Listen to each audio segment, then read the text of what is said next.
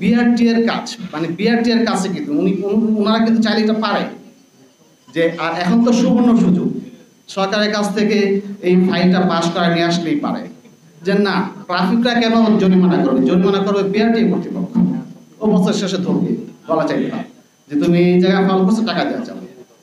আপনি ড্রাইভিং লাইসেন্সের পয়েন্ট কাটতে পারেন। মানে এই কাজগুলো করলে কিন্তু আপনি নির্ঘাত 30% 40% অ্যাক্সিডেন্ট কমে যাবে। আপনি এগুলো তো খুব কঠিন কিছু না, উন্নত বিষয়গুলো কীভাবে এগুলো মেনটেন করতেছে এগুলো দেখতেই হয়। তো যাই হোক, আন্দোলন সবসময় ইয়াংদের থাকে, ইয়াং জেনারেশনে থাকে সবসময়। 15 থেকে 35 এর ভিতরে এরাই আন্দোলন করে সবসময়।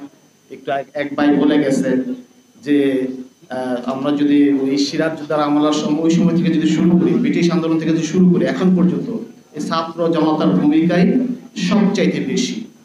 হ্যাঁ, ওরা এই ভূমিকাটা রাখে।